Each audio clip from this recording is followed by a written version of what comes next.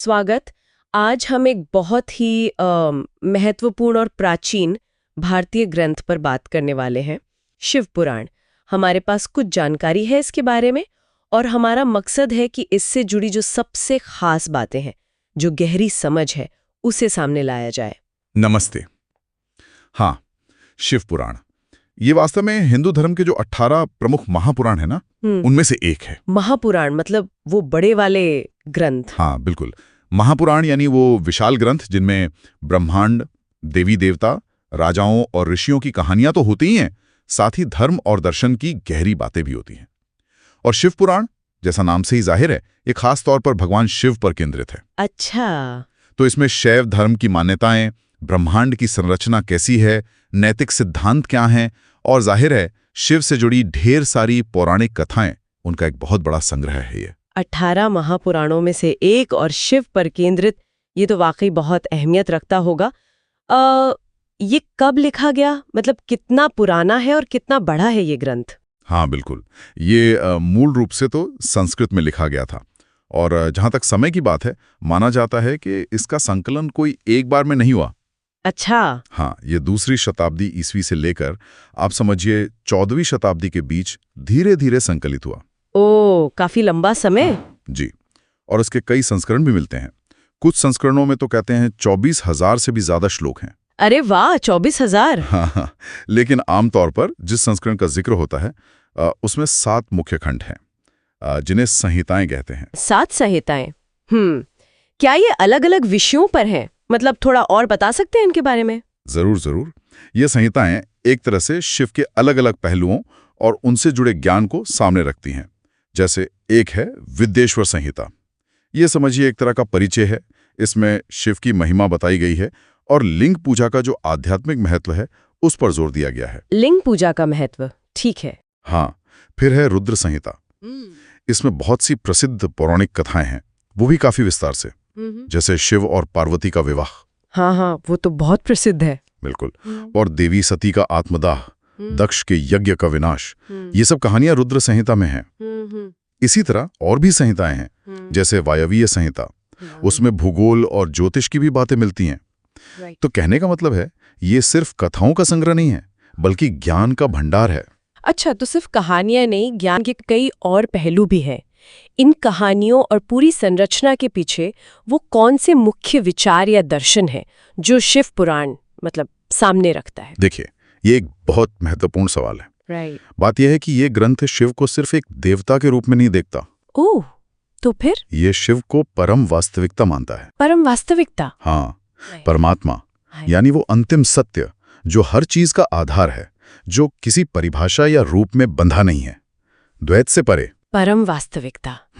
हाँ, और पुराण की जो कहानियां हैं, चाहे वो शिव और उनके परिवार से जुड़ी हों, पार्वती जी, गणेश, कार्तिकेय, या फिर ब्रह्मांड की उत्पत्ति और विनाश से, वो असल में इसी परम सत्य के अलग अलग पहलुओं को दर्शाने का एक तरीका है। और इस परम सत्य तक, मतलब परमात्मा तक पहुंचने का रास्ता क्या बताया है?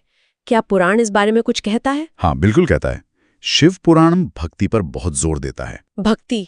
हाँ, यानी ईश्वर के प्रति गहरा प्रेम, व्यक्तिगत समर्पण। इसे मोक्ष या मुक्ति पाने का सबसे सीधा रास्ता बताया गया है। साथ ही ये कई तरह के अनुष्ठानों का भी वर्णन करता है, जैसे लिंग पूजा, मंत्र जाप, ध्यान की विधियां। ये सब भी भक्ति मार्ग में सहायक माने गए हैं। आपने लिंग पूजा का जिक्र किया। अक्सर लोग इसे सिर्फ एक भौतिक प्रतीक ही समझ लेते हैं। क्या पुराण में इसका कोई गहरा अर्थ बताया गया है? बिल्कुल, और यहीं ये बात दिलचस्प हो जाती है। पुराण के अनुसार लिंग सिर्फ कोई मूर्ति या पत्थर का टुकड़ा नहीं है। तो फिर क्या है? वो उस अनंत, निराकार, सर्वव्यापी परम सत्य का प्रतीक है, जिसे शब्दों में बयां करना मुश्किल है ना? हाँ, बिल्कुल। तो ये प्रतीक हमें याद दिलाता है कि असली पूजा बाहरी कर्मकांड से ज्यादा अंदर का अनुभव है, ध्यान है, नैतिक जीवन जीना है। शिव की कहानियां भी अक्सर आप देखेंगी तो गहरे नैतिक और आध्यात्मिक सबक सिखाती हैं। अरे वाह, तो ये सिर्फ कहानियां और प्रतीक नहीं है, इनके पीछे इतने गहरे आध्यात्मिक मायने छिपे हुए हैं। अच्छा, इसका हमारे समाज और संस्कृति पे क्या असर पड़ा है? मतलब हम इसका प्रभाव कहाँ-कहाँ देख सकते हैं? असर तो जबरदस्त रहा है। आप देखिए, इसने अनगिनत मंदिरों के निर्माण को प्रेरित किया है। हाँ, वो तो है।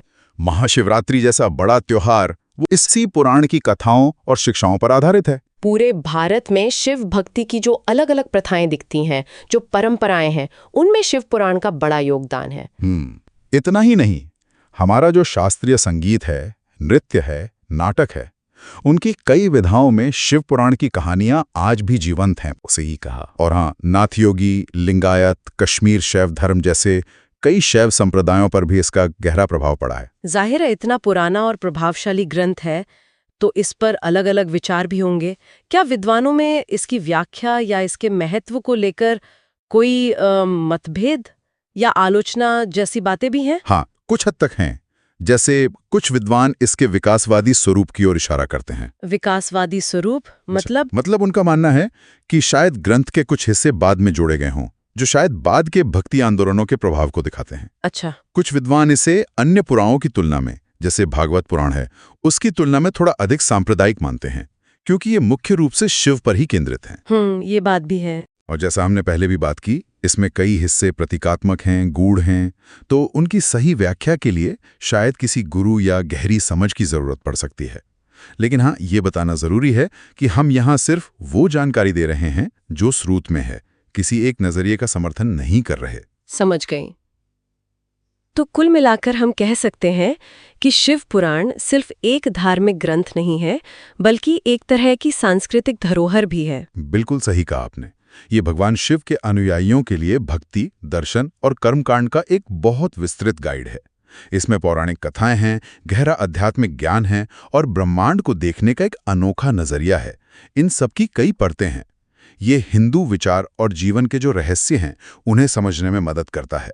तो हाँ, ये एक पवित्र ग्रंथ भी है और एक सांस्कृतिक महाकाव्य भी। बहुत खूब। इस पूरी चर्चा से वाकई शिव पुराण की अहमियत और उसकी गहराई का अंदाजा लगता है। और जाते जाते एक विचार शायद श्रोताओं के मनन के लिए छोड़ना चाहूंगा। हाँ, जरूर। शिव पुराण जो है वो सृष्टि और विनाश के अनंत चक्रों का वर्णन करता है, युगों का, जिसमें शिव की भूमिका संहारक की भी है और फिर से नया बनाने वाले की भी। संहारक और पुनर्योजक। हाँ, तो समय के इस चक्र और शिव की इस ब्रह्मांडीय भूमिका की जो ये प्राचीन अवधारणा है, इसे समझना आज की दुनिया में या हमारे अपने जीवन में जो बदलाव आते हैं, जो रूपांतरण होते हैं, उनको देखने के हमारे नजरिए को कैसे बदल सकता है। ये वाकई एक बहुत गहरा सवाल है। इस पर जरूर सोचना चाहिए। आज शिव पुराण पर इस गहरी चर्चा के लिए बहुत बहुत धन्यवाद।